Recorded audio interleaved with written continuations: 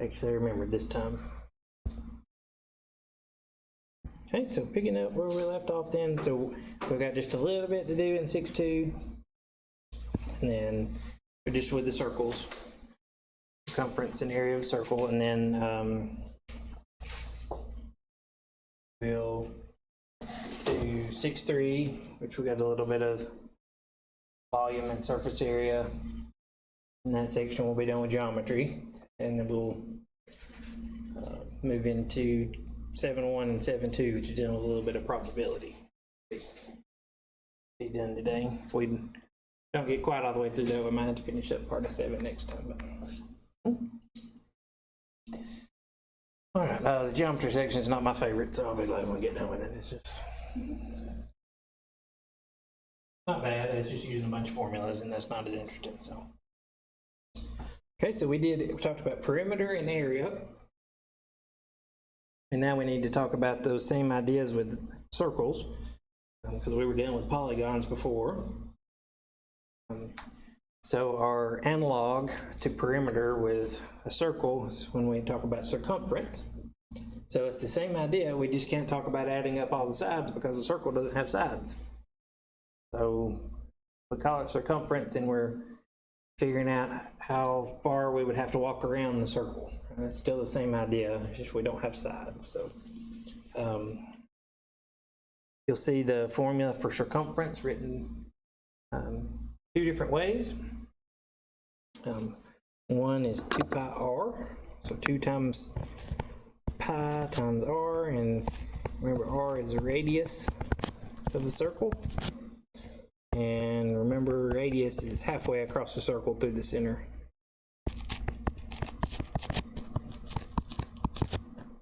Is it cross? I always forget if a cross has 1 C or 2 C. I think it's just 1. And then the other way you'll see it is just written as pi times d, where d is the diameter.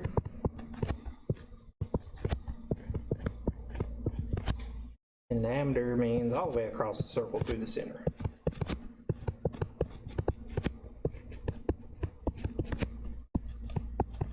So you can work it either way, but you end up with the same number, because if it gives you halfway across the circle, you multiply by 2, and that's the same thing as having all the way across. So that's all that's going on there. You just use either form that's handy. And one other little note here, I think every problem that we have where we deal with pi, we're just going to use the estimate for pi. We'll just use 3.14. I'll do a squiggly equal sign because we're just estimating. So the pi key on your calculator is potentially going to give you a slightly different answer than what Aux is looking for. For pi, we're going to use 3. It goes on and on and on, right? Pi goes forever, so but we're just estimating that. Usually in practice that's close enough, or maybe you'll go out a couple more decimal places. Usually that's close enough. Okay, so let's do our one other formula with circles. Okay, that's area, and then it's the same ideas with a polygon. We're talking about, like, if we want to take some paper and cover up the circle, or if we have a circular room and we want to lay some tile in there or something, cover the floor, and we're in square units, so how much stuff will it take to cover it up, or how much space does it have inside of that flat circle shape? Okay, and for it, it's pi r squared. Again, that's the radius. Since we're squaring the number, we can't just have it's not as nice anyway, just have a formula with the diameter in there. So just remember, if it gives you the diameter all the way across, you're going to take half of that number. Get r there. Let me square that. Okay. So let's look at a couple problems and we'll be done with 6.2. Here's one. It says a fish tank has a circular top with a radius of 15 centimeters. Jeff wants to cut a cover for the fish tank out of glass. Find the area and circumference of the cover of the tank. So We have the circular opening on the top. It tells us the radius is 15 centimeters. We want to find the area and circumference. So really we have two problems here. It tells us to find the area first, but I'm going to start with circumference because it's a little more straightforward to me, I think. So for circumference, this one gives us the radius, so I'm going to use the 2 pi r version of the circumference formula. So it'll be 2 times what we're using for pi is 3.14 times our radius of 15, and it's centimeters. So then we don't have to do anything fancy. We just multiply those numbers out in our calculator. So on this one, I'm going to get 94.2 centimeters. That is our circumference. So we measure all the way around the opening. 4.2.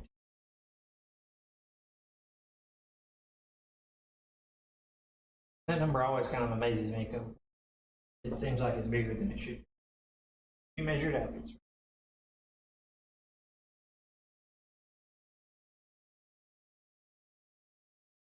Okay, so just plug it into that formula, and then we just plug in to our area formula for the other one. So area is pi r squared.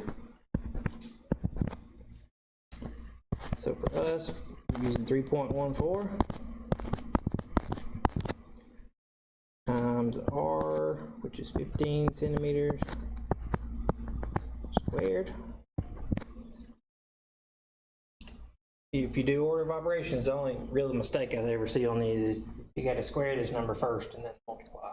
So if you punch it in the calculator just like it says, you'll get it. But we'll do 15 squared and then times 3.14. So there I get 706.5. And then remember with area, what's going on with our units we end up with? It's not centimeters, it's centimeters squared. Yeah, square centimeters. So just a regular unit is just if you're measuring like the length of something, and then square unit you're measuring like how many squares it would take to cover it up. So square is like 3D space or normal centimeters. Almost. Really normal centimeters is really 1D. It's weird, but really normal centimeters is like just one dimension, just length, and then squared centimeters is 2D because you got length and width. Okay. And then if you go to the next one, we're going to do volume, you have 3D. Centimeters cubed. That makes sense. You got it. You got it. That's right. Yeah, so literally what we're saying with squared centimeters is if you had a little piece of paper that was 1 centimeter on each side, it was a square, it would take 706.5 of those to cover up the opening to this fish tank. So square centimeter. Always seen square give. Never knew why. Yep. Okay. All right, questions on that one? Pretty much review stuff maybe it's been a while since you've seen it, but like I know that stuff's on the ACT. It might have been a while. So. Okay. All right, let's do one more just for giggles. Oh, area and circumference of a circle with a diameter this time of 10 inches. This time it gives us the diameter. That's the only two ways we can be given information. So circumference here,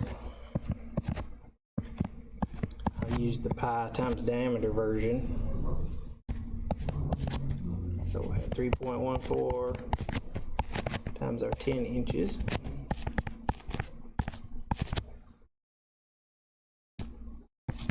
Now, and if you remember the trick multiplying by 10, we can do that one without a calculator. 31.4, not inches squared, just inches because of the circumference.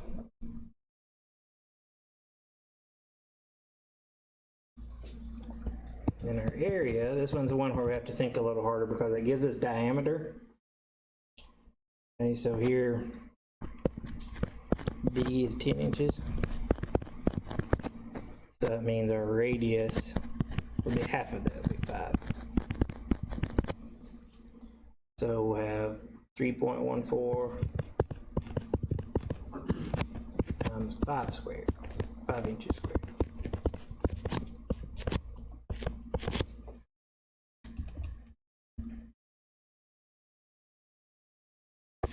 Now I'm going to get 78.5 square inches.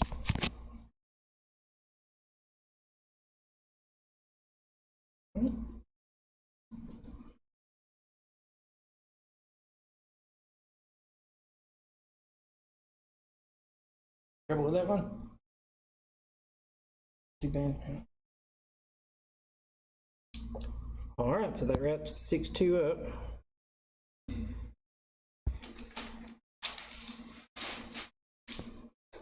You're ready to go to 6.3 and do a little three-dimensional stuff.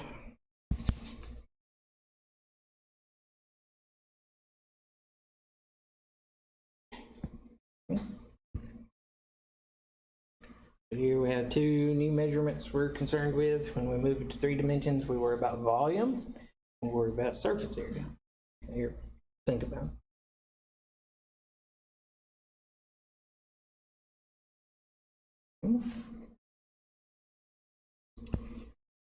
So, we got that. Okay. So the idea here, we had area, which is how many square units of something it takes to cover it up.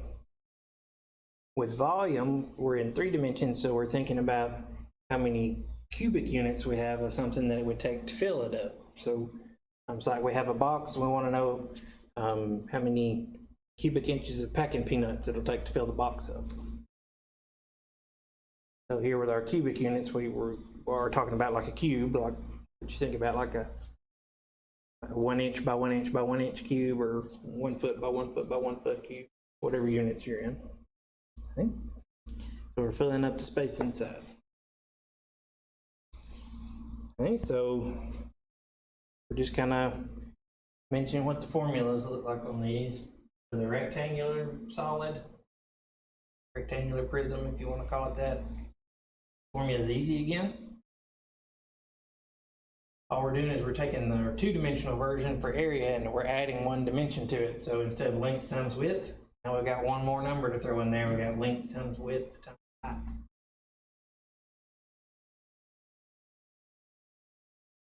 And while we're on 3 dimensions, this is just a minor detour here.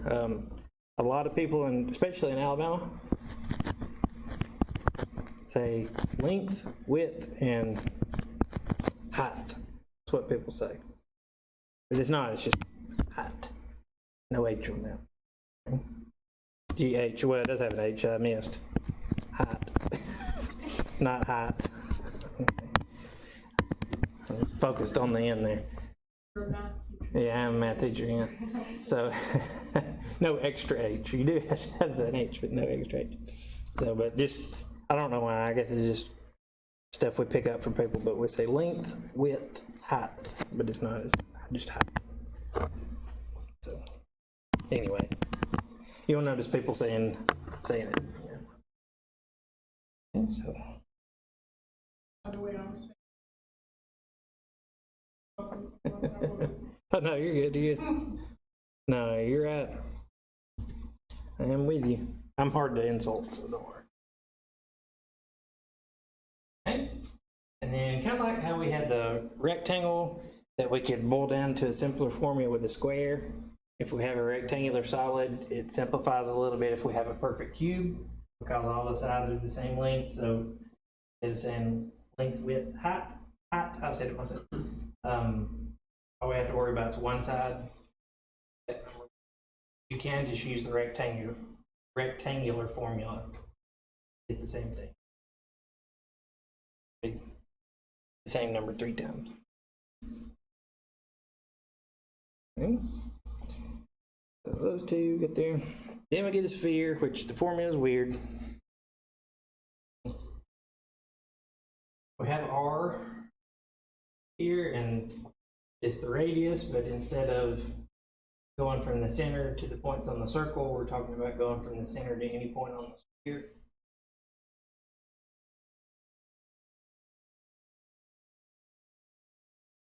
Differently there.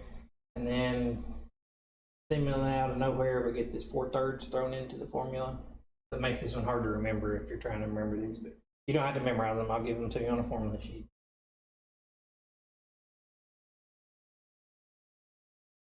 Get the 4/3 pi r cubed there.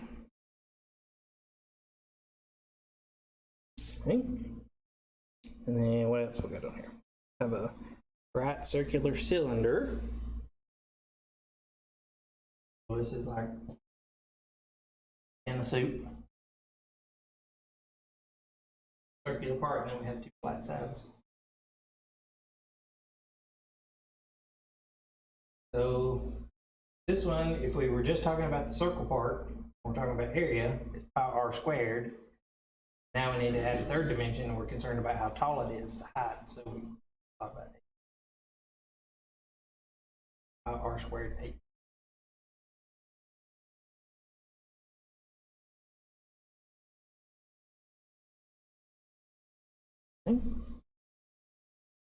And then, do we have one more? Nope, that's it. Okay. To get those formulas, just for homework's sake, like I said, I'll give them to you on. And I think in this section, maybe not. Maybe it's not this section. So I started to say Hawks has a formula button. I think that's in the financial math section. It has a button you can click to see all the formulas in the financial, but I don't think it has that in this section. So. Okay. So just like the last section, we're just plugging into formulas the rest of these. So, okay, so we're told to assume we want to build a concrete patio in the back of our house. Patio is 18 feet long, 12 feet wide, and 6 inches deep. We're going to pour the concrete. We need to know how many cubic yards of concrete are needed to build the patio. That's how they measure concrete usually in the United States, by cubic yards. Okay, so that's part A. So the first thing on this one is it does give us cubic yards we're working in. So it might be best to change the dimensions we're starting with to yards, feet or inches.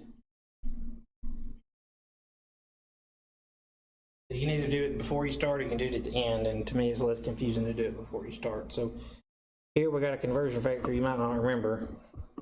You might remember how many feet are in the yard? 3. 3, yeah, good. 3 feet in 1 yard. Okay.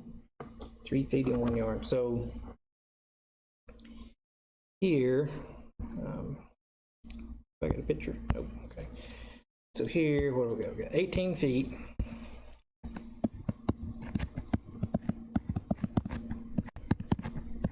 Divided by 3. Would give me 6 yards.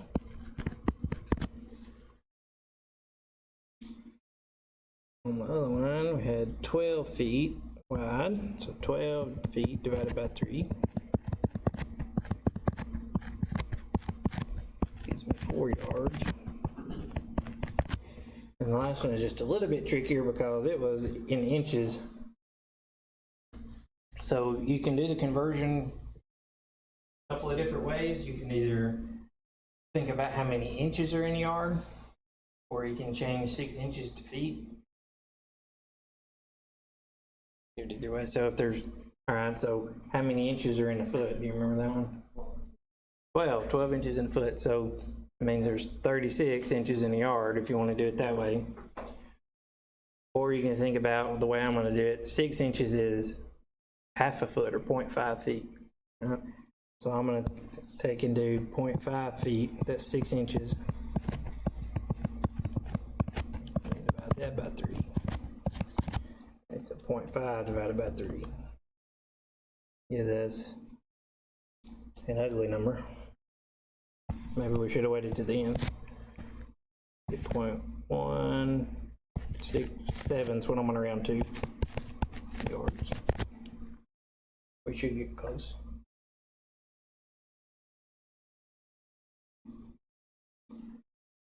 Okay, so that's length, width, and depth, or length, width, and height. So for our area, part A, we just multiply these three together. So 6 times 4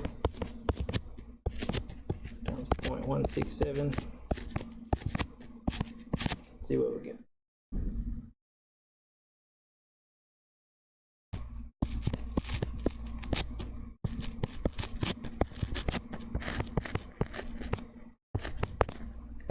I got 4.008 cubic yards. Let's see what the textbook got. They might have changed it to. They got 4 yards even because they changed everything to feet. We're about 4 yards on that one. If it said round to the nearest whole yard or something, we could do that. We could round.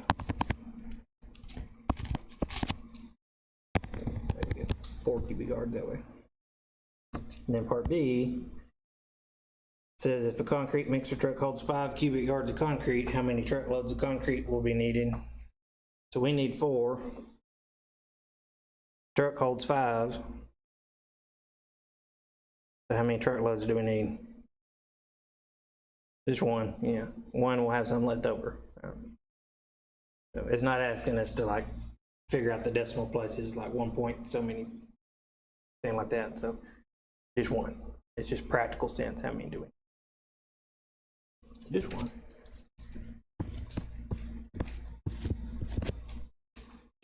Okay.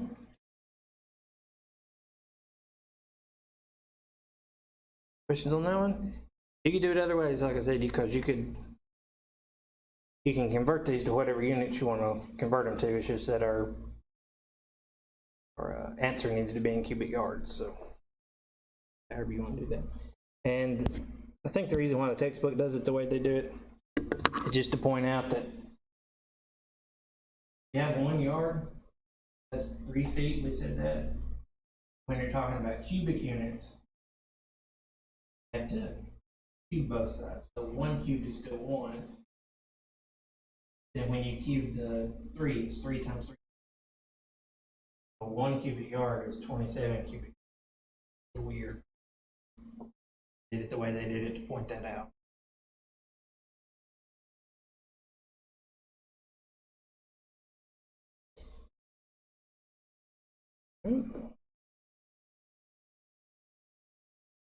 Okay, let's look at the next one. All right. This time we're building a swimming pool. We're gonna have a pretty nice house by the time we get done. The city in which you live has a restriction on the volume of water that the pool can hold. And the restriction is that pools may contain at most 4,800 cubic feet of water. Your plans are to build a pool that is 16 feet wide, 24 feet long, and has a depth that varies from 2 feet to 12 feet on a constant slope. So you've been in pools like that where you start off on the shallow end and then it goes down to a deeper end. Usually it starts off like 4 feet and you have a flat place for a while and then it slopes off on the older style pools. But this is what we got. We got a constant slope here. So we need to know, is our pool legal? Okay, will that be legal or will we get in trouble? We need to figure out how many cubic feet of water our pool will hold. So this one, because we don't have a nice rectangular shape, it's good to make a little sketch. So here you can think about the top view, which is a nice rectangle. Then when we got the side view, we said our pool starts out at 2 feet deep and goes to 12 feet deep. Slope to bottom there.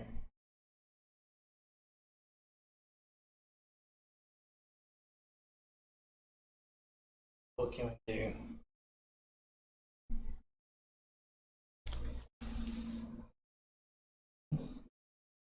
On this one, I think probably the easiest way to approach it is, remember when we're doing volume, we're really just taking the area of a flat side and then multiplying it by whatever the other dimension is, whether it's height or width or length. We can stretch it out by another dimension. So I think on this one, the easiest way to start is to start with the weirder shape. side view, figure out the area.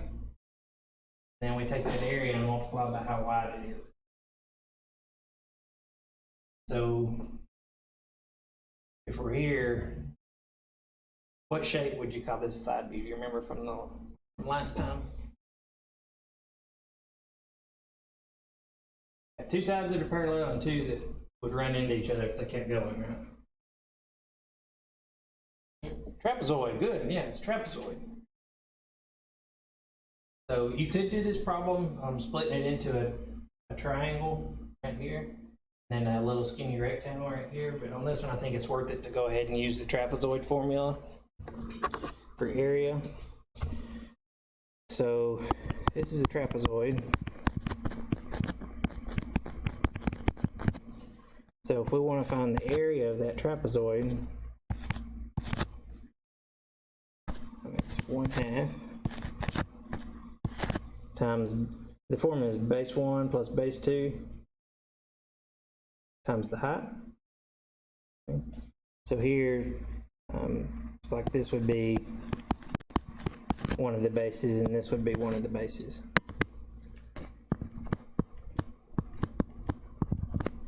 So I'll do 2 plus 12, and then this would be h, so times 24.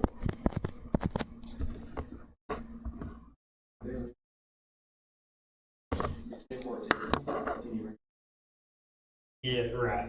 So thinking about it this way, what I'm doing in my head is I'm turning it like this, but the bases, what makes the bases is that they're the two sides that are parallel to each other. So the two bases are always going to be parallel sides to each other. And what I'm thinking about in my mind when I'm doing this, I'm thinking about it being drawn like it's the height, right? Because it has to be right angle. And then the bases.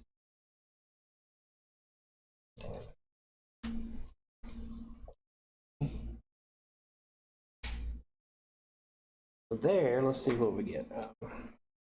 2 plus 12 is 14 times 24 times 1/2. So our area of the side of the pool, I get is 168 square feet.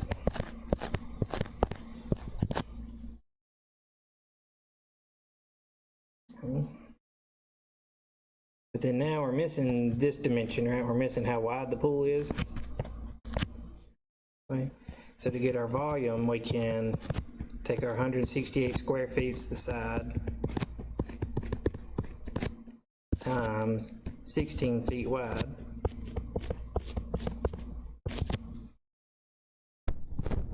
And that will give us our volume. So 168 times 16 gives us 2,688. And now if you think about the units, we've got square feet times feet, so that turns into cubic feet. Cubic feet. Hate to make you think back to algebra, but it's like if you have x squared times x, you get x cubed. So here's our volume, and we are allowed at 4,800 cubic feet. Our pool is 2,688 cubic feet, so we're good. We don't get a ticket and have to drain our pool. For whatever reason, dumb road.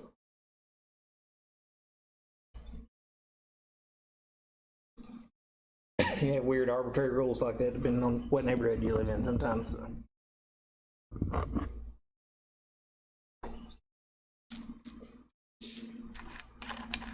You may grow up in a homeowners association or something where you like get in trouble if you leave your garbage can out, something like that. Yeah. Oops, you painted your house the wrong color. That's a ticket. Really are. Yeah, they're They're now. really just up to the discretion of. I live out in the middle of nowhere, so I don't have to deal with that. So. Yeah, you usually have somebody on a power trip in charge. So. Unfortunately, they're a good idea. They're designed so that the neighborhood you live in, it keeps the property values up. You're supposed to, have a certain standard where you don't have like people move in and like start knocking holes in the wall and leaving lawnmowers out in the yard and all that and make property values go down, but they get abused. So, okay, get a vaguely music related one here. Told the sound of a drum makes varies according to the diameter and depth of the drum, assuming that they're made out of the same materials. Okay, so we want to find the volume of these two different drums and figure out what difference that would make on them. So A says find the volume of air in a snare drum that has a diameter of 14 inches and a depth of 5 inches. Okay. So here we're dealing with a right circular cylinder. So all the way across through the center, our diameter is 14 inches. Our depth's 5 inches. Have any music people in here? Okay. Just wondering. I usually do. This class, so we want to find the volume. So our formula for volume of the cylinder is pi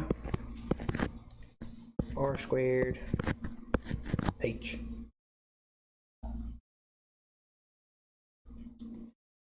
So here we're given diameter, so we've got to figure out that if we take half of that to get the radius, what's it going to be? It's going to be 7 inches. So filling into our formula, that's 3.14 times 7 inches squared times the height, which is 5 inches squared.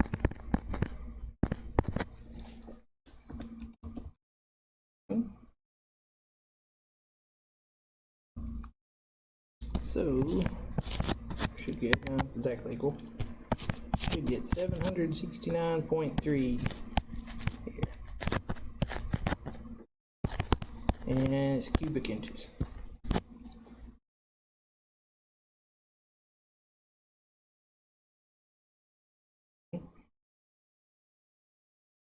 The main thing there is remember to square the 7.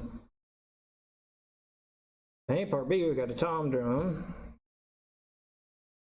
We want to do the same thing for it. We want to figure out the volume. Then we'll compare the two. So this one gives us the radius, so we don't have to figure it out. So it's going to be 3.14. Our radius is 5 on this one. And then our height this time is 8.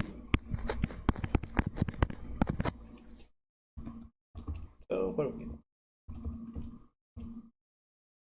Here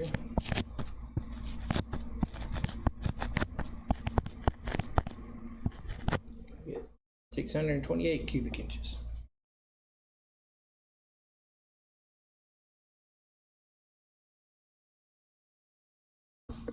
Okay. So which one has more air in it? The first one, right? 769 cubic, 0.3 cubic. So the idea is if they're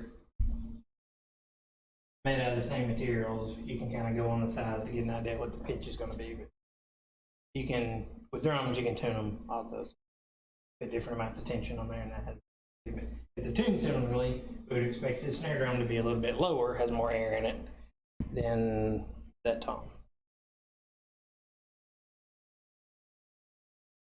It's not a physics and music class, but we're not real exact with it, but that's the general idea. Okay.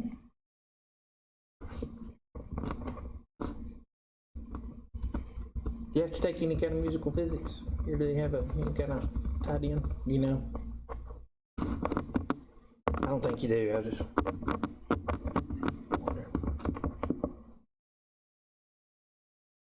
Oh, okay, gotcha. I'm still interested. Is you interested? Okay, you're interested in music, not major. That's two different things. Gotcha. Me too. That's a hobby of mine too. So. Okay. Questions on that one? Bored to death? Not quite to death? Okay.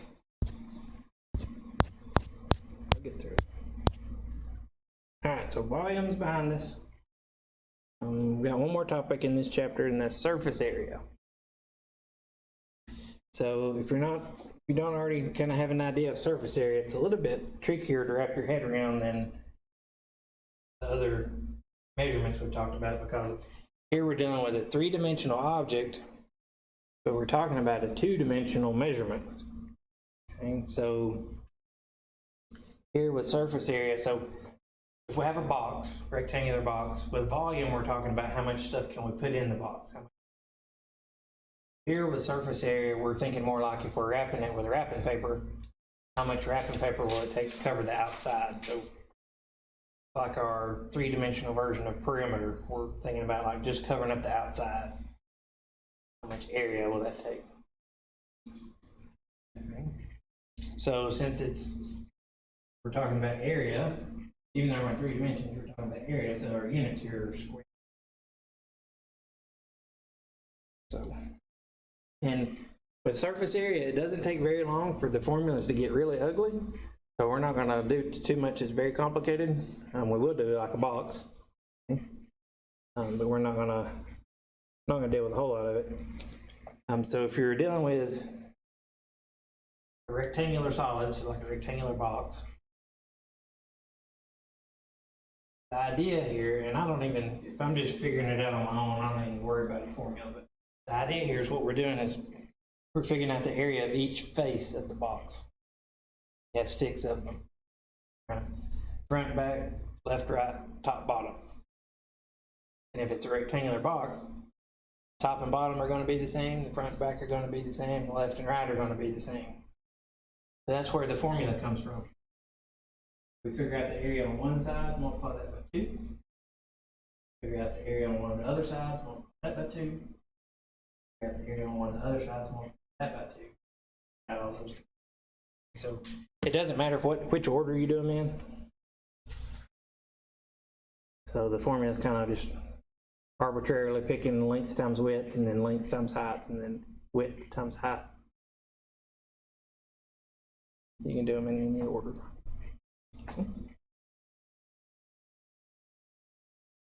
Okay. So let's look at one. It says Amy's icing a cake for her sister's birthday. It's a half sheet cake, measures 12 inches by 18 inches by 2 inches. We want to find the surface area of the cake that will need icing. That's part A, find the surface area that needs icing. Okay, so 12 by 18 by 2. Okay, so here's our diagram of our cake. Okay. 18 inches one way, 12 the other way, and then 2 inches thick. Okay. So finding surface area, all I do usually, I don't usually worry about the formula. All I do usually is I'm gonna like look at the front first, so we'll do the front and the back first. Since the front and the back are the same, we know we got to multiply by 2. So the area of the front side of the cake is going to be 18 inches by 2 inches tall. So I'll do that side.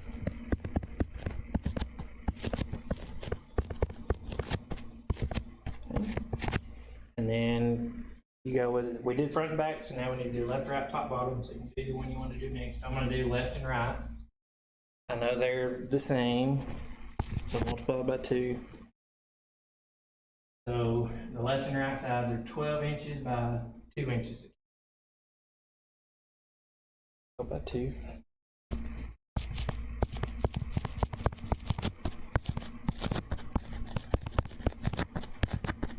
And now we're left with the top and the bottom. So we were just trying to figure out the surface area. We would do 2 times what's the top. So the top's 18 inches by 12 inches, right at the bottom, either one you want. We would multiply that by 2. But on this one, since it's kind of an application problem, we have something a little weird. So if you're not a cake maker, you might not have paid much attention, but do you usually put icing on the bottom of the cake? Usually not. Usually we just do the top, sitting on the cake plate or whatever it's on. So instead of multiplying this one by 2, I'm just gonna just do the top. So the top would be 12 inches by 18 inches. If it was just a generic problem and it was just asking for the surface area of the box, you'd multiply that last one by 2, but we're leaving that out because we won't ask that part. So now we just get to run the gauntlet with a calculator. So 2 times 18 times 2 plus 2 times 12 times 2 plus 12 times 18. So here I get 336. And the surface area, so it's square units, so square inches.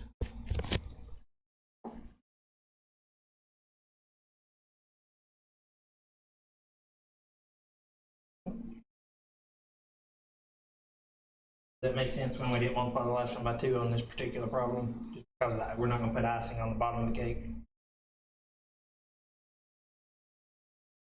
I guess you could. They usually put some.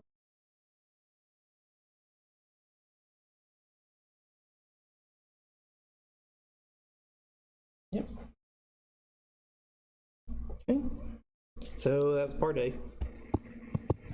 And part B, what it does. If the cake is cut into pieces that are 2 square inches, how many pieces of cake can be served? So this is not a surface area problem, it's really just an area problem. So it's saying if we are going to cut our cake into little square, that's terrible, into little square slices that are 2 inches by 2 inches. 2 inches. 2 inch, yeah, squares. Okay. 2 by 2. How many slices are we going to get out of our cake? So really, we're just talking about just the area of the top here. So in part B, we really just need to figure out the area of the top of the cake, which is 12 by 18. So we figure that out.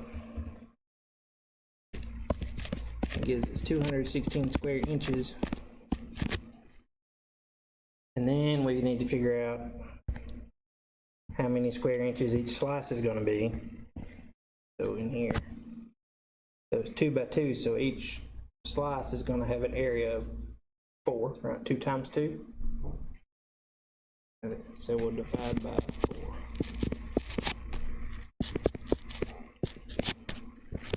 Figure out how many slices we can get.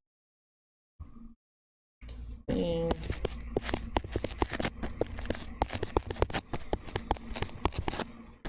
54 slices.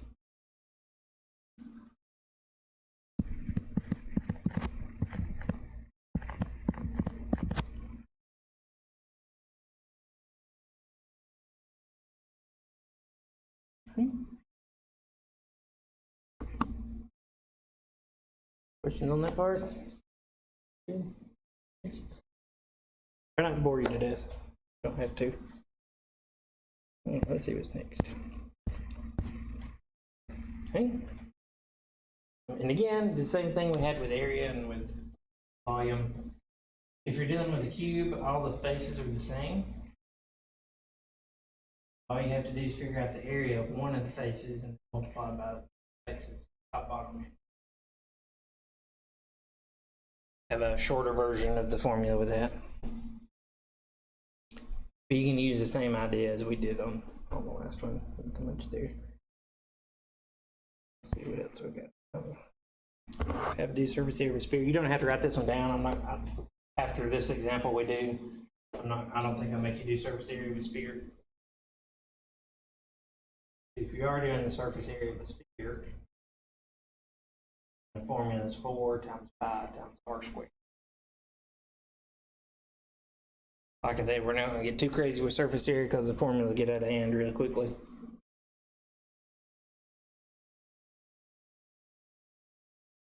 All right, and then let's do this one example with the sphere, and then I think we're done with it. So This one says if a baseball has a diameter of 9.2 inches, what is the surface area of the baseball? And this is a weird problem because 9.2 inch wide baseball is big. Okay. I don't know why they went with 9.2 on this one. And it's not a standard baseball. So 9.2 inch diameter, what's the surface area? So this is D. That's their diameter. So to get R, we do 9.2 divided by 2 to get our radius. So the radius is going to be 4.6 inches. Which I think they meant to make the diameter 4.6. This is what we have, so I have to read this. And then the formula says it's 4 times pi times r squared. So 4 times 3.14, 4.6 squared.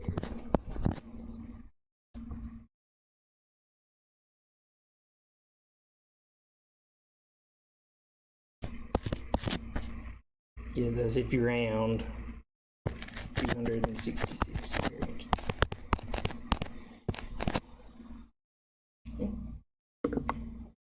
So where you would care about something like that is like, well, okay, I'm a person that's making the leather to put on the outside of the baseball. You want to know how much leather it's going to take to cover the outside of the baseball, which is high because it's a giant baseball.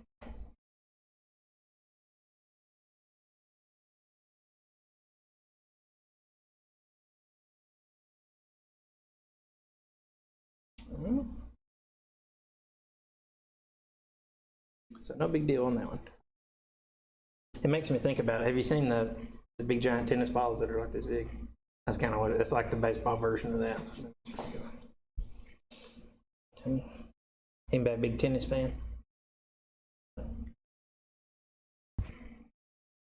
Hey, one more, we'll be done. Okay.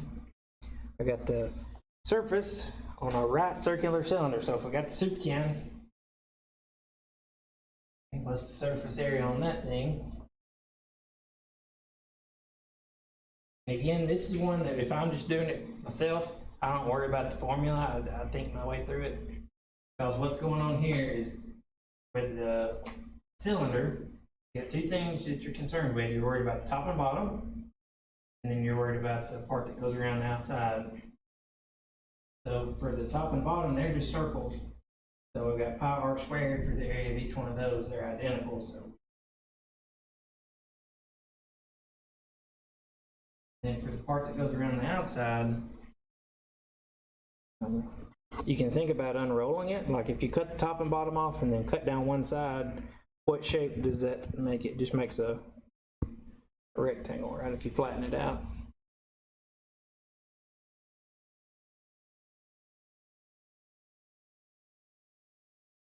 And we're doing that though. We've got 2 pi r, how long it's going to, because it's the circumference. H. What did I think about there? You can just use the formula, not have to worry about it. So. Okay, so let's look. This is work one. It says find the surface area of a cylinder with a radius of 4 centimeters and a height of 10 centimeters. I don't remember if I have a picture. Let me see if I do. Nope, I don't. So we'll draw our own. So I've got a radius of 4 centimeters,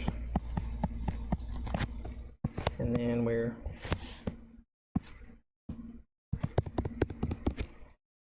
10 centimeters tall. Okay. So our surface area here, and we'll just plug in the formula if you want to. Got 2 pi r squared plus 2 pi r h.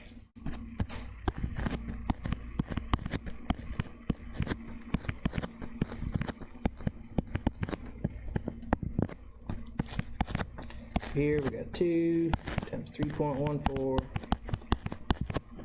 times 4 squared plus 2 times 3.14 times 4 times 10. Kind of ran out of room there, sorry. So let's see.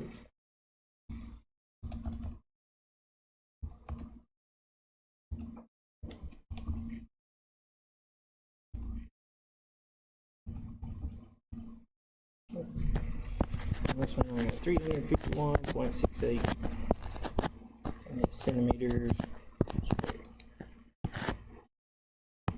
Punch there.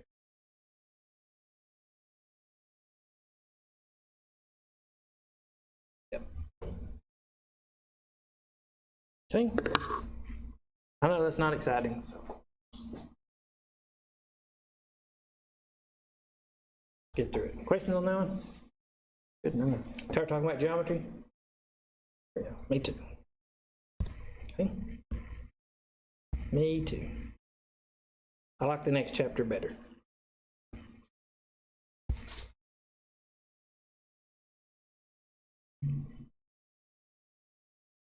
Okay, next chapter. Get my little screen capture window out of the way.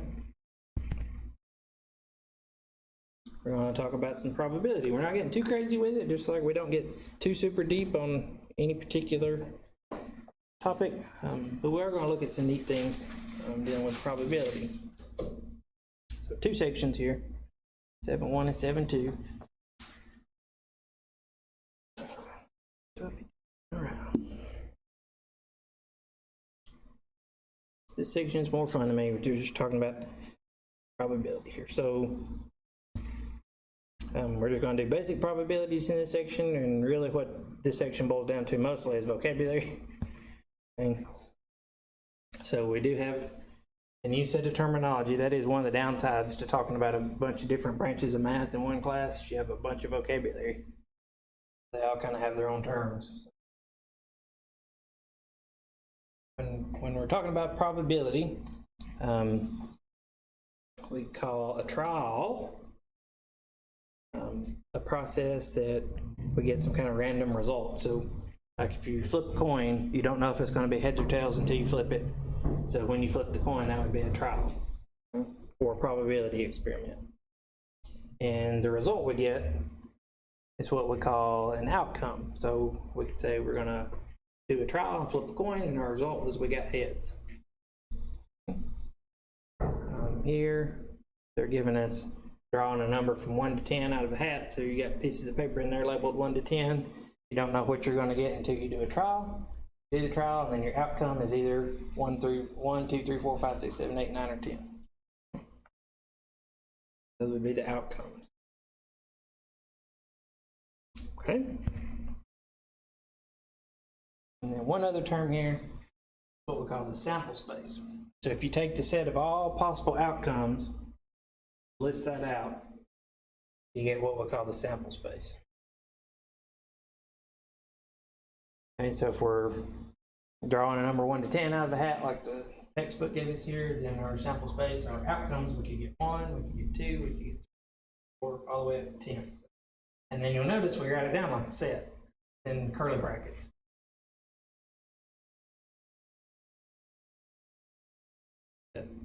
In this situation, it notates that we're listing out a sample space. Okay. If we're flipping a coin, what would our sample space be? It doesn't have to be numbers. Yeah, we could get heads, so that's 8, or we get tails. There's our sample space for doing one coin flip. With a deck of cards. Yep, you can do it with a deck of cards. It gets a little bit more complicated when you have things like, with a deck of cards, you have like 3 of hearts, 3 of diamonds, 3 of spades, 3 of clubs. So you got to some way specify which one's which in your sample space. So you might have to do like 3H, 3S. That won't sit there in, so it gets a little more annoying. You can do that, and we will see cards a little bit. Okay.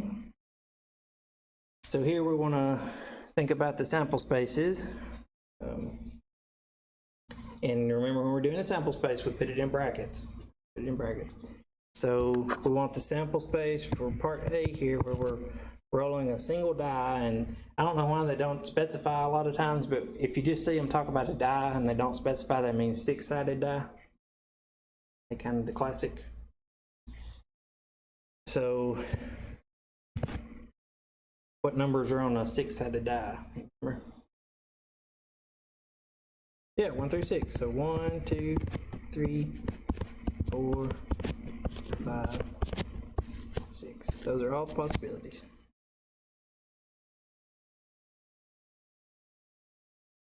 Okay. And B is a little bit trickier because here we're not doing a single event. We've got birth order gender for 2 children. So we have to think about the possibilities there. You'd have boy, boy, girl, girl, boy, girl, girl, boy. Yep. Way they're doing that anyway. So there, the order does matter, right? Because having the boy first.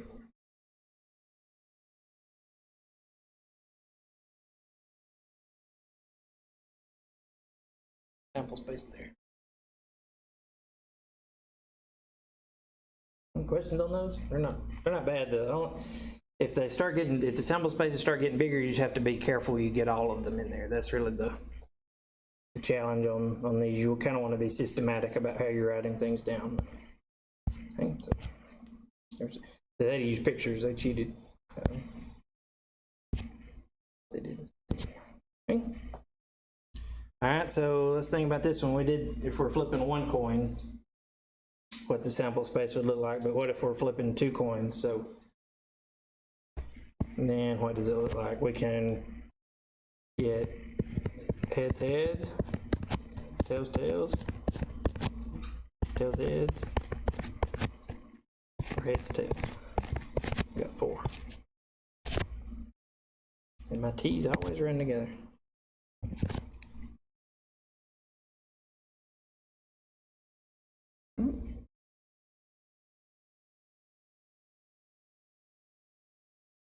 If we're doing 3, we kind of go back to subsets. You can figure out how many we're going to have. So here we got 2 events, 2 possibilities for each one. So that's 4. For flipping 3 coins, we got 2 possibilities on each coin. So 2 times 2 times 2, we'd have 8 possibilities. And it gets big in a hurry. Big in a hurry. So we'll try to keep them small. Listing these things out. Okay. All right, so this vocabulary we've already talked about. I don't know why they put it in here again, but so if we're doing a trial, that's just when we're doing our experiment to see what result we get. Okay. The outcomes, what we talk about, the individual results, and then the sample space is when we list out all the possible outcomes. Okay, so just a review, I guess. And then an event. I've used the term, I didn't define it, as when we're talking about some group of outcomes. So that leads us to a couple ideas. We have 2 types of probability we're going to look at. And this looks long because it's in words. Okay, it's not complicated. So we have 2 types of probability we can talk about. The first one is classical probability. And with classical probability, we're usually using it when it's sometime we can figure out our probability using a formula. That's like flipping coins. If we flip 1 coin, we'll only have 2 possible outcomes, so we know the probability of each one is 50%, right? 50-50. So we don't have to actually do the experiment to figure out the probability. That's classical probability. And another thing about classical probability is all the outcomes are equally likely. Okay. And it tells us our probability, if we think about it, we can make sense of it too, but our probability is always between 0 and 1. Because if you think about them as percentages, it makes sense. So it's the same, probability always has to be between 0% and 100%. Makes sense. You can't have less than a 0% chance happening. You can't have more than a 100% chance of something. So it tells us to figure out a classical probability, we take the number of possible outcomes in our event, so the one we're concerned with, like if we're rolling a 6-sided die and we wanted to figure out the probability of rolling an odd number, we would take how many outcomes are odd numbers, divide that by the total number of outcomes. So we would have 3 odd numbers out of 6 possibilities. Give our classical probability. 3 out of 6 or 0.5, 50%. You can talk about it any of those ways. Okay. All right, so let's look at one here. We got deck of cards problem, and we've got the cards listed out on the next slide. So one nice thing about this text in Hawks, I know a lot of people don't remember what cards are in a deck of cards, so they have a little button you can hover over and it brings up the list pictures of the cards. I have to use Google Read. So here it says we're asked to draw a card from a standard deck of 52 cards. Standard deck contains the following cards. There they all are. You can see them better on Hawks. We have here, they're counting ace as a low card apparently, so ace is like 1 here, 10, and then jack, queen, king, 4 different suits. Okay. But you can get to that in Hawks, like I said. All right, and it says, what's the probability that the card you draw is red? Okay. So here, if we notice, we got the red cards on this side. In a deck of cards, half of the cards are red, half are black. We want to figure out the probability of drawing a red card. So our probability of drawing a red card, half of 52 is 26 out of 52. So you could write it that way, or like we said it, you could also say it's 1/2. That reduces, or you could say 0.5. That's valid also. Okay, or 50%. Okay. B is a little more interesting. It says, what's the probability that the card you draw is a diamond?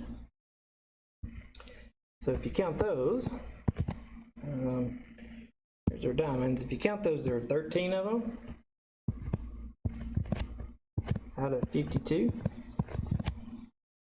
And then I think 13 out of 52 should, or 1/4, 0.25, you can list it anyway there.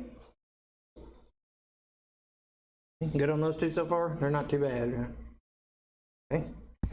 C says, what's the probability that the card you draw is a face card? So king, queen, or jack. So here we need to count those if we're not sure. So there's 1, 2, 3, 4, 5, 6, 7, 8, 9, 10, 11, 12 of those out of 52 cards. And then, what does that simplify to? That's 3 out of 13 as a fraction, or you can use a decimal.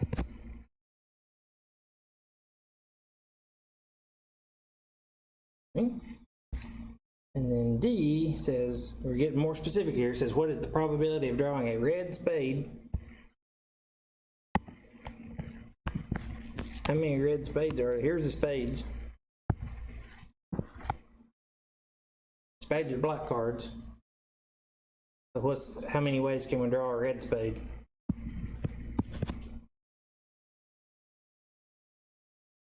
Zero. Yeah, we don't have any red ones in this black set. Our probability on D is just can't do it. Okay.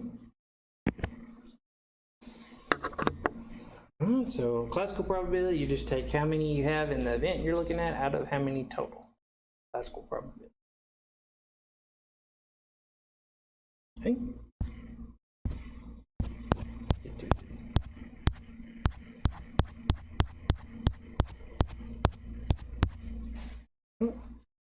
Let's look at this one. So it says we grab a snack bag from a bag of chocolates. It contains 4 caramel with milk chocolate, 4 peppermint with white chocolate, 6 dark chocolate with mint, and 2 raspberry with dark chocolate. What's the probability that you randomly grab a raspberry with dark chocolate for your snack? So the event we're looking for is getting a raspberry with a dark chocolate. So how many of those do we have? 2. Out of, now we need to figure out how many we had in total. So we had 4 of this one, 4 of this one, 6 of this one, and 2 of that one. So 16, if you add them all up. 4 plus 4 plus 6 plus 2. 16. So 2 out of 16, or we can reduce it 1 out of 8. Or 0.125. Or to 0.5%, however you want to.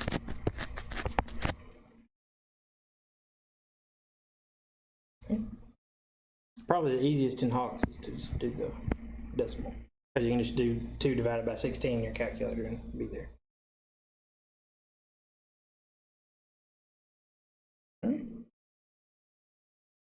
So that's it. Okay. Let's see.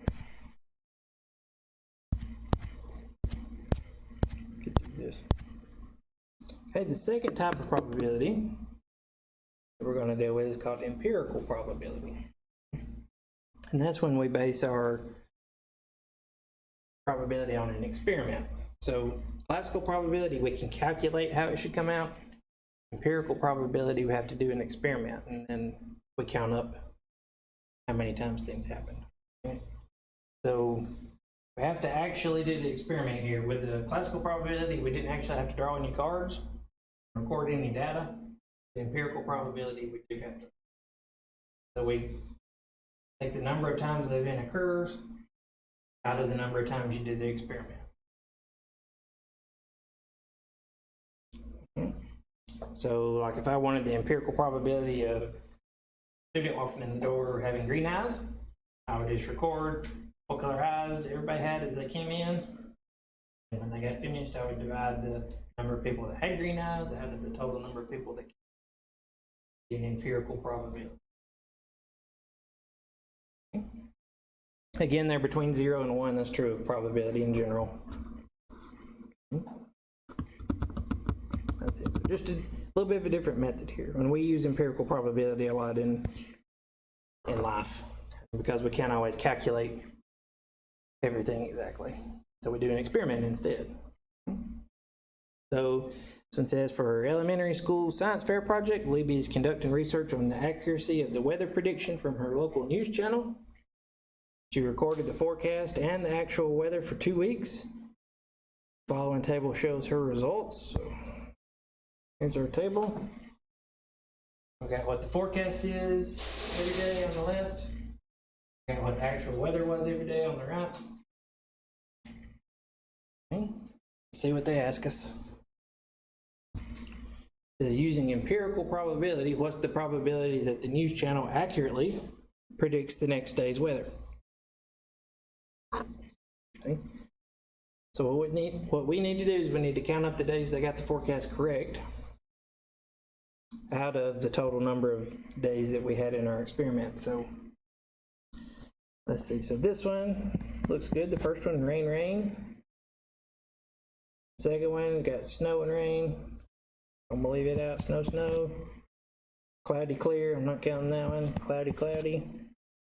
Rain, rain. Clear and raining. Clear, clear. Cloudy, clear. Chance of snow, cloudy. I'm not sure what we do on that one. What do you think? It doesn't say snow, so I guess we'll leave it out. Clear, clear. We'll go with clear, clear. Rain, rain. Chance of rain and cloudy. I guess since it didn't rain, we won't count that. So, how many days did they get it exactly right? We have 1, 2, 3, 4, 5, 6, 7, 8. Okay, so 8 times they nailed the forecast out of, and then we got to count how many we had. So they probably told us, but 1, 2, 3.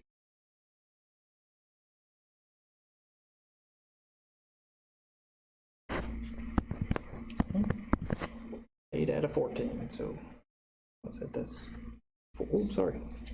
4 out of 7.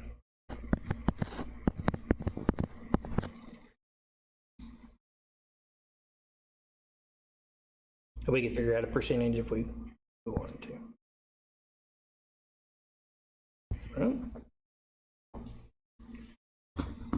Which on that one is a little bit ambiguous because it's not, we're having to figure out for ourselves if they got the forecast correct. And we got a little kid keeping track of stuff for their science fair projects, so they might not be super reliable, but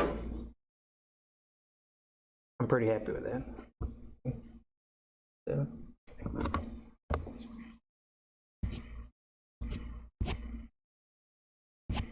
let's see what they said. 8 out of 14, yep, that's what we said too. So about 57% of the time. Okay. All right, these last couple, we just want to figure out if they're classical or empirical. Okay. So remember, classical's a thing that we can calculate. All the events have to have the same probability, equal probability. Empirical's when we do the experiment. So part A says, Katie's curious about her chances of winning an e-reader from the Student Government Association. She polled her friends to find out how many of them filled out the survey to be entered into the contest. So, you doing a calculation or an experiment on that one? Experiments the survey. Trying to figure out how many of her friends entered so she can figure out her chances. That one would be, which one? We did an experiment, so it's empirical.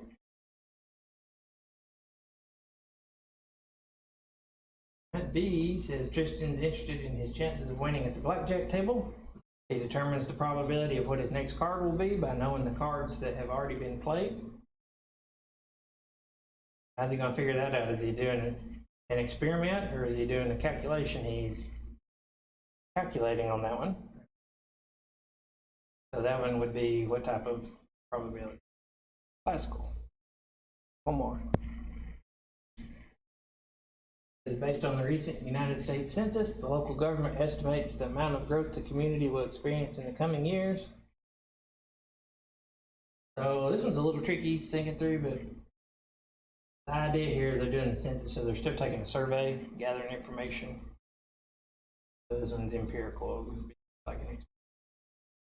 Also be. All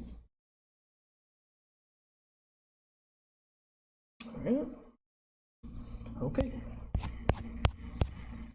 That's 7-1. One more. We're doing good. Making good progress today. I'm just happy this class is on schedule. I messed the schedule up in my other class. I accidentally left out the whole chapter on the schedule, so now I'm behind. I just had to cut a little bit out. I've only taught that other class like 100 times, so I don't know how I left the whole chapter out. Okay. This section we're still doing probability. They're just a little more interesting probabilities. This is more exciting to me, but I'm a math nerd. A little more interesting. It's not just straight up counting how many we have out of how many total. It's a little more interesting than that. So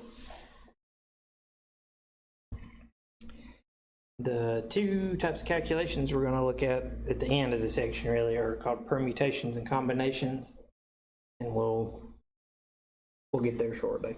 We'll just save it for when we get there. The idea here is really about coming up with how many events we have in our sample space. So on the other ones, it wasn't too bad. We just had a little small sample space. Like flipping a coin, it's easy enough to tell that there's just two possibilities. But if we have a little bit more complicated situations, it can be long to list out all the events in the sample space. So really in this section, we're not concerned with listing them all out. We're interested in figuring out ways to calculate how many events we'll have in our sample space. So it's kind of like I told you with the coin flips, right? You could figure out how many we're going to have. So if you flip one coin, you only have 2 options. If you flip 2 coins, you have 4. If you flip 3 coins, you have 8 options, and it goes from there. So that's kind of what we're into in this section. Okay. So here's the first little principle we're going to look at. And it looks way more complicated than it really is.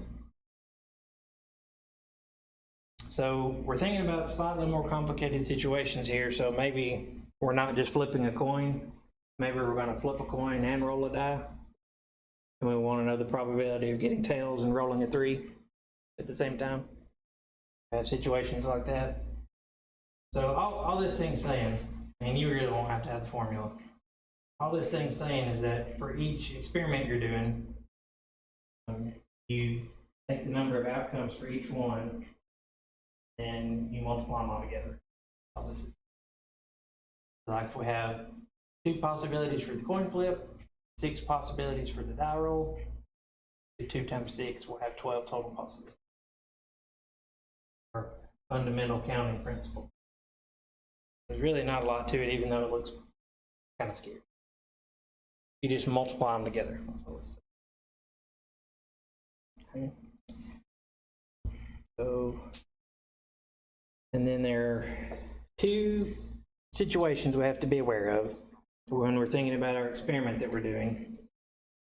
So far, everything we've thought about has been falling into this first category. So that says when we're doing our experiment, it's with replacement.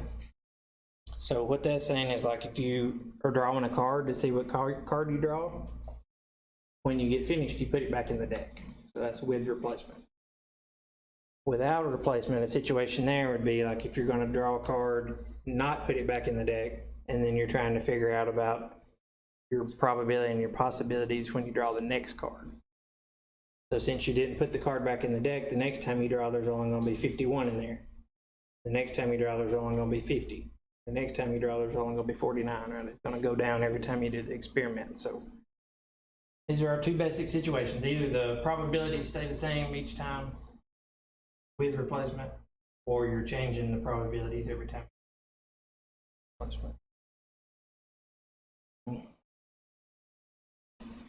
So let's look at one. It says, in order to log into your new email account, you must create a password. The requirements for the password needs to be 8 characters long, consisting of 5 lowercase letters followed by 3 numbers. And we are allowed to use a character more than once, so we have replacement. When we've used a letter, it doesn't take it out of the possibilities. So how many different possibilities are there for password? And they're making it a little bit easier on us because we have to start with the 5 letters and then 3 numbers, and that's just lowercase. A little bit. So our counting principle, and it says, let's look at, we've got 5 letters, right? So 1, 2, 3, 4, 5, and then 3 numbers. So 1, 2, a total of 8 digits there. So here's where we're thinking. So when we pick our first letter, lowercase, so we just got 20. Pick our first letter, we have 26 choices. 26 letters in the alphabet. When we pick our second letter, how many choices do we have? 26 again, because we can use the same letter if we want to with replacement. So 26. And in fact, for all of the letters, we're going to have 26 choices. So 26, 26, 26, 26, 26. And then on the last 3, we're doing numbers, so, or digits, you can call it digits. So how many choices do we have for our first digit? 10, yeah, because we can use 0, right? So 0 through 9 gives us 10 choices there. And it says character, but that's talking about the numbers too. We can use the numbers more than once if we want to, so same thing there, 10. And our counting principle says to figure out how many total possibilities we have, all we have to do is multiply all these. So we'll do 26 times 26 times 26 times 26 times 26 times 10 times 10 times 10.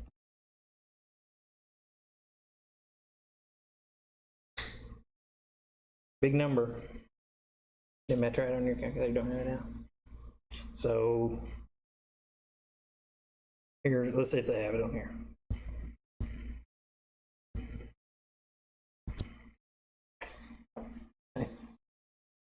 that one came out too big for my calculator. So how many possibilities do we have for password then? We have, then which one is it? 1,881,376,000 possible passwords. And that's being pretty restrictive, right? We can only use lowercase letters, and we have to have 5 of those followed by 3 digits.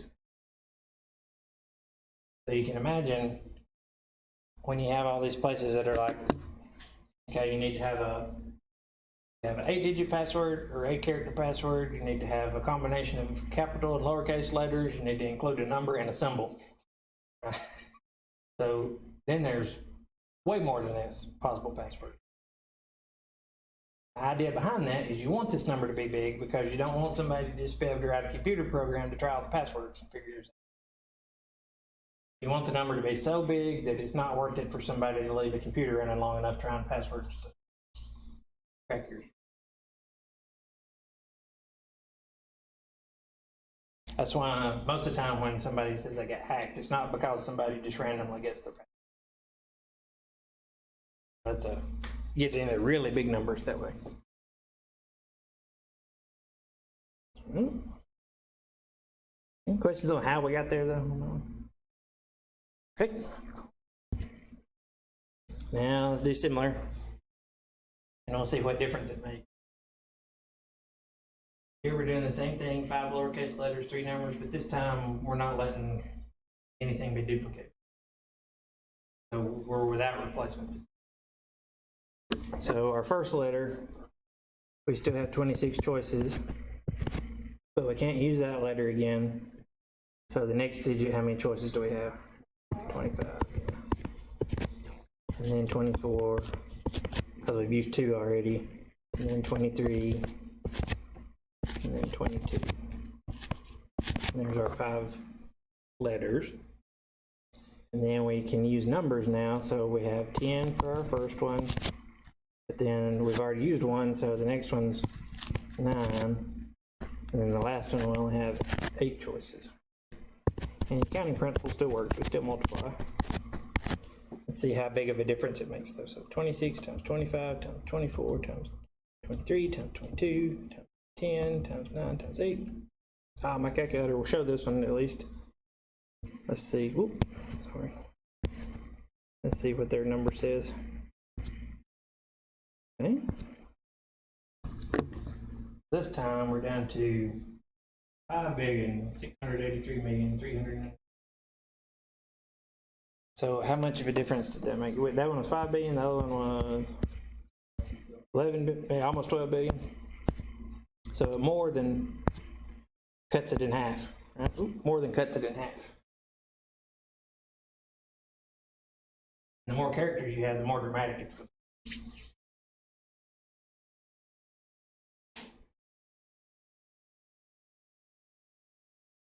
And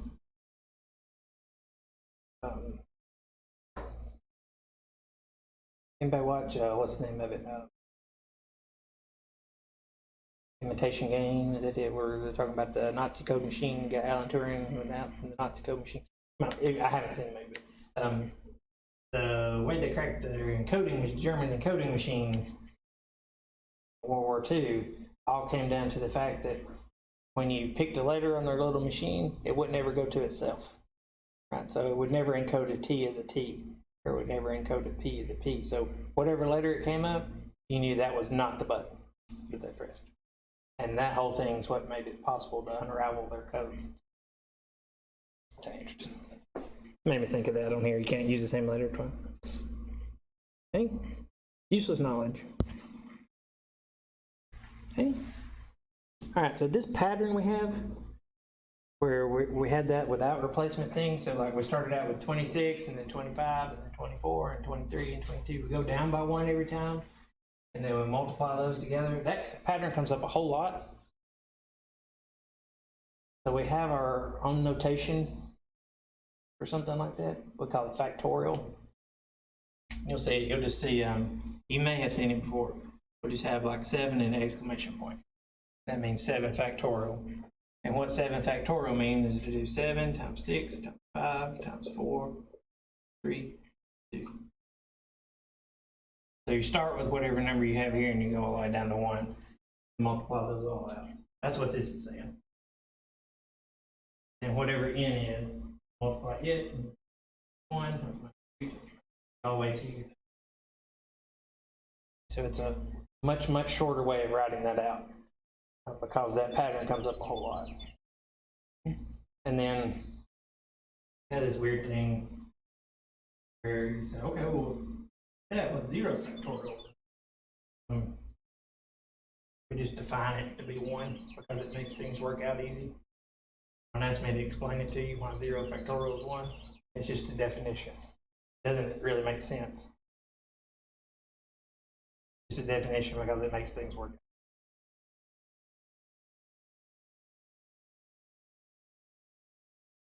All right. So how could you even do 0 factorial? Right? Because you have to stop when you get down to 1 to get. Just a definition. Okay? So with that said, we can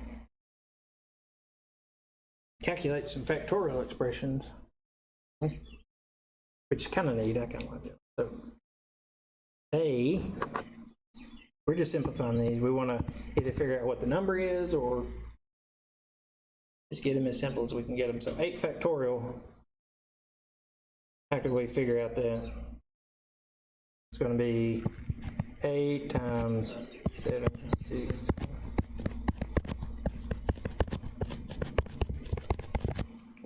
And if you have a scientific calculator, you should have a button on there with an exclamation point you can use. If not, it's not too bad to do. We're not going to do like a huge one. It's not too bad to do on the calculator. Okay, so this one comes out to 40,320. Okay. So one thing about factorials is they get big really quickly. I think I had this right. I need to look these up. All right, so if you have a checkerboard, you got 64 squares on there. So on the first square, if you put 1 factorial pennies, that would be 1, that one. Put 2 factorial pennies on the next square, on square 2, you have 2 times 1, so you have 2 pennies. 3 factorial pennies, next square, 3 times 2 times 1, 6. By the time you got 64, second pennies would already be past how big the number is. It doesn't take long at all for factorial to get huge.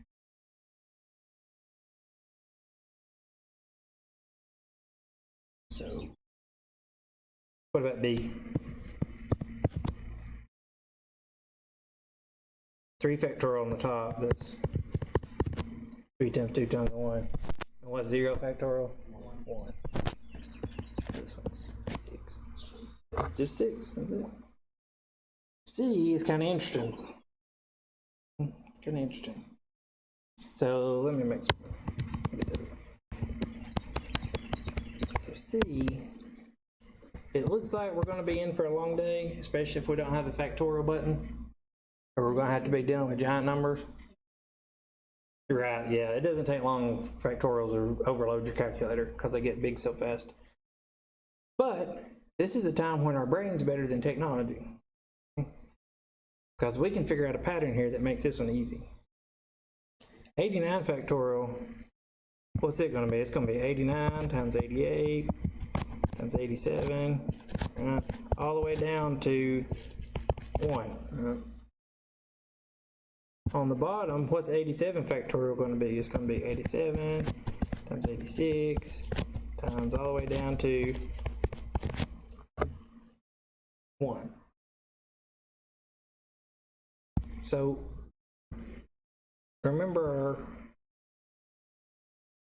our algebraic properties. These are all multiplied together. They're all factors. These are all multiplied together. So if you have something over itself, you have like 1. Yeah, or like 3 over 3, right? We say in algebra class, we say that cancel out and you get 1, right? That's what I get 1. So look at this. We've got 87 over 87. We'll have 86 over 86, 85 over 85, 84 over 84, 83 all the way down. So all that junk cancels.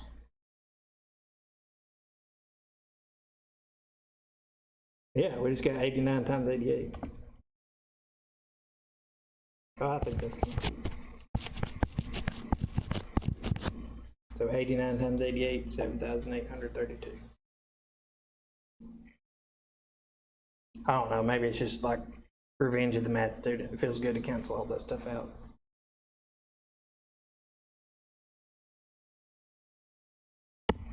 What about D? We can do something similar.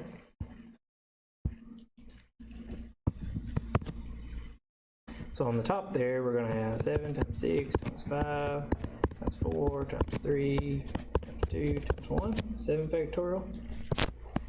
On the bottom, we have 5 minus 1 in parentheses factorial, so that's just 4 factorial. So,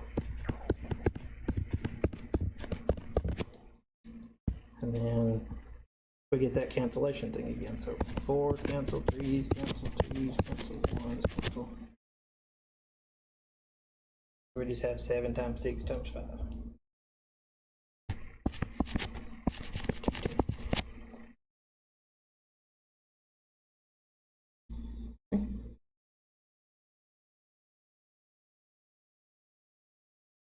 And then E is kind of fun too.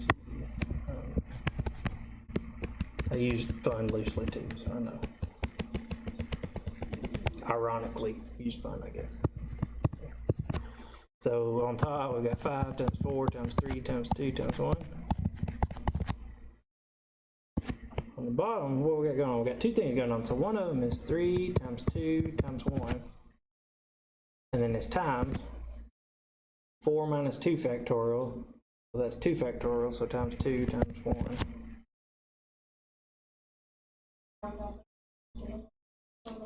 You cancel out whatever you can cancel out. So here, you just try to cancel as much as you can. So all I'm going to do is I'm going to do that one just because it's easier to look at. You can do 1. Oh, I did 1 twice. I mean, it doesn't matter. You're right, it doesn't matter. But yeah, no, that makes sense what we're doing over there, right? So 3, 2, 1 cancels. So then we got 5 times 4 on the top. 20, yeah. 42. So that big ugly thing is just 10.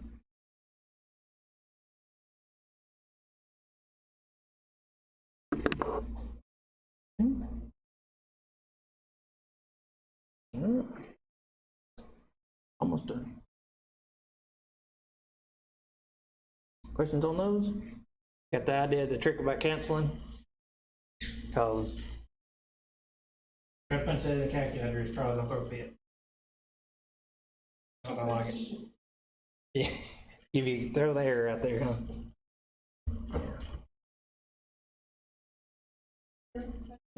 Maybe. Oh well. Sometimes the calculators use that to do scientific notation, like you know how you have like you'll have a number like some decimal times like. Oh, yeah.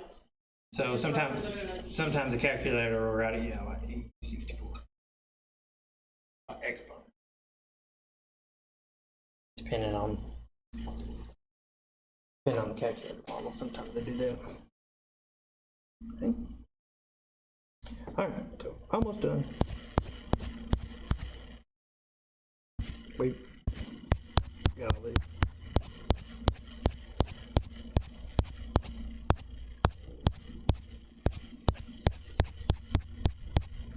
Okay.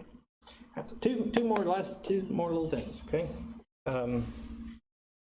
We have 2 more little ideas: combinations and permutations. So with combinations, what we're doing is we have a group of objects and we're going to select a certain number of those. And we're trying to figure out how many different ways we can do that. So that's like saying you have, you're packing for a short vacation, you've got 6 pairs of shoes and you're going to choose 2 pairs of shoes to take with you. how many different ways can you do that? And the idea here with combinations is that it does not matter what order we choose things in. Order is not important as combinations. So it doesn't matter if we pick our brown shoes and then our black shoes, or our black shoes, brown shoes, we end up with the same shoes. So order does not matter with combinations. And so that's the difference between it and permutations. Permutations, we're doing the same thing, but the order is important for permutations. So that's more along the lines of we're gonna sold a bunch of raffle tickets, and we're gonna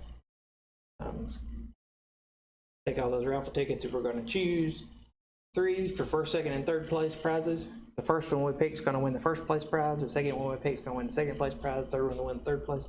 So it does matter which order you get picked in then, right? Because you get a different prize if you're first, second, or third. That would be a permutation. We want to know how many different ways that can play out. Okay. So, well, I gave that one away. Okay. This is figure out if we do permutations or combinations. It says how many ways can first, second, and third place prizes be handed out to science fair winners if there are 30 students participating.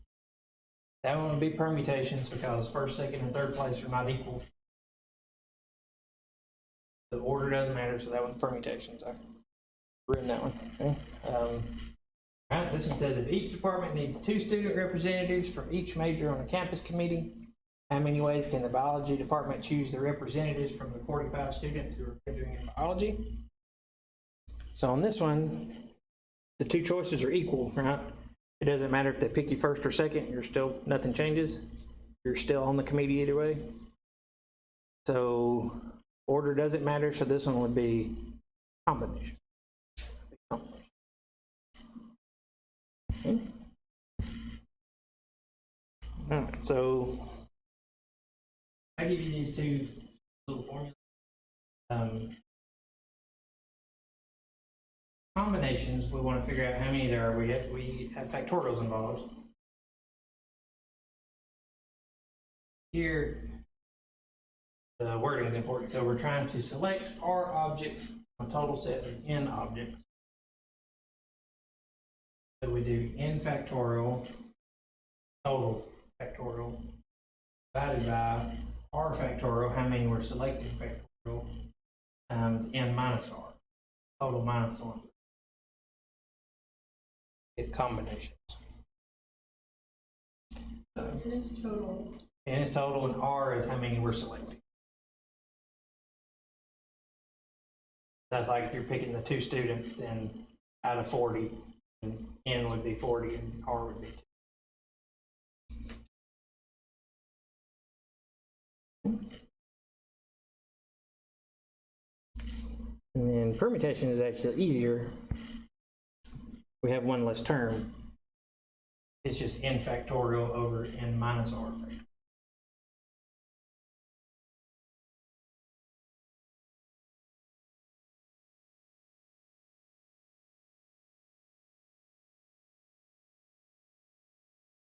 That's permutations. The idea on the combinations, the reason why it has that extra term is because order doesn't matter, so we're dividing out all the different orders you can put things. Makes that number smaller. So if you have the same N and R, permutations is always going to be way bigger than combinations. We're not going to do a ton of these, but let's look at one. It says, let's calculate the number of possibilities for our sandwich example that apparently skipped over. Suppose there are 18 toppings to choose from once you've decided on bread, meat, and cheese. How many different possible sandwiches are there if you choose 4 different toppings? So we have 18 toppings to choose from. So that's going to be our N. We're choosing 4 different topics, so that's going to be our R. We just have to come up with, do we care what order we choose the toppings in? We're not necessarily putting them on our sandwich the order we pick them, right? It's just we want these 4 things on our sandwich. So you end up with the same sandwich, no matter which order you tell the person making your sandwich to, which you want, right? So order doesn't matter here. So we're using combinations. Our combinations formula, I always have to look back at it. N factorial over R factorial, N minus R factorial. So here we'll have 18 factorial over 4 factorial, and then 18 minus 4 is 14.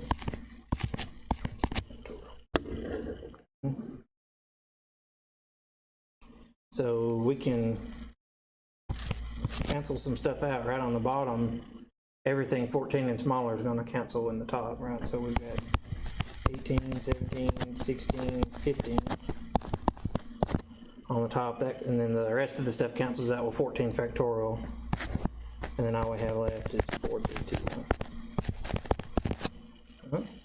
So then we can do the rest of it on our calculator. So 18 times 17 times 16 times 15 divided by 4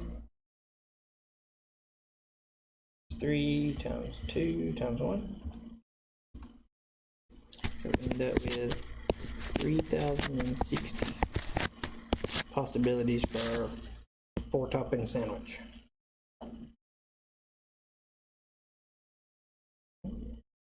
So like I said, I'll give you the formula. So really the only tricky thing here, you just want to decide if order matters or not, to do combinations or to do permutation. And simplifying these things. Seen it. Do one more.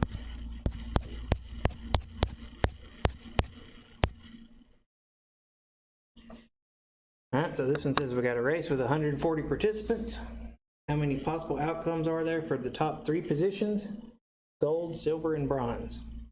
So it does make a difference whether or not between gold, silver, and bronze, right? They're not the same. So we do care about what order the top 3 people finish in. So we're going to use permutations on this one. So our permutations formula is just n factorial over n minus r factorial.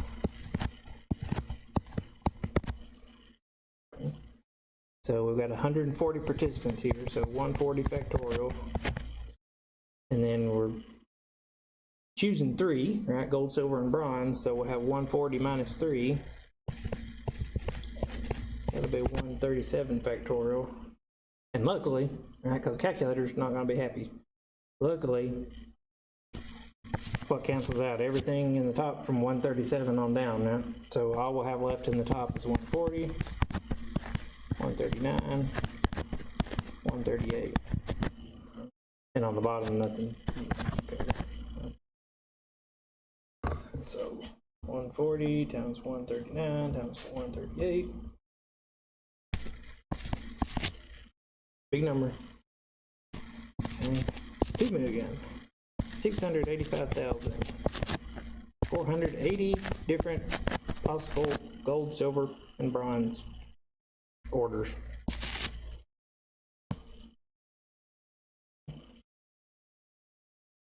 It's always amazing to me how big those numbers get, even though.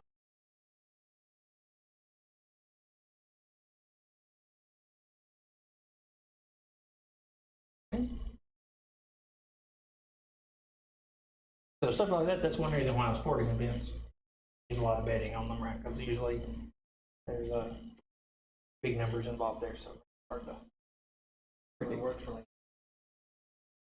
How would it work for 2 people? Like if you were just doing gold and silver? Or boxing. Oh, we're boxing with 2 people. Yeah, that's different then, because you have different things you have to think about. Yeah, on that, the numbers are easy on if you're just thinking about who's going to win, right? Because you just got 1 out of 2 chance on that, but a lot more goes into it than that. Okay. Makes sense why people bet on that. Yeah. So yeah, like even if you just have 10 horses, right? And you're trying to, pick the winner. If you do 10 factorial, let's see what 10 factorial. Even just 10 factorial. So the different. So how many different orders can the horses finish in? If you have 10 horses, it's 3,628,800. So Doesn't seem like it would be that big, but it is. Yeah. Yep. Okay. All right. Well, that's it for today. Get you through chapter 7 there. So got a little bit early, not quite as early as I was thinking. Yeah, a little bit early. Do we keep this, or did you? You keep it. Yeah. Hold on to it if you're thinking you might want to take the final, because it'd be good study material for final. I'll see you next week. Have a good weekend.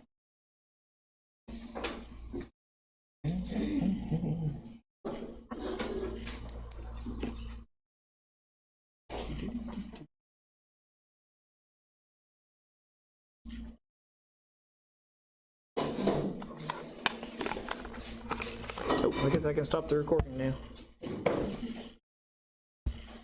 I got to hear all kinds of extra stuff.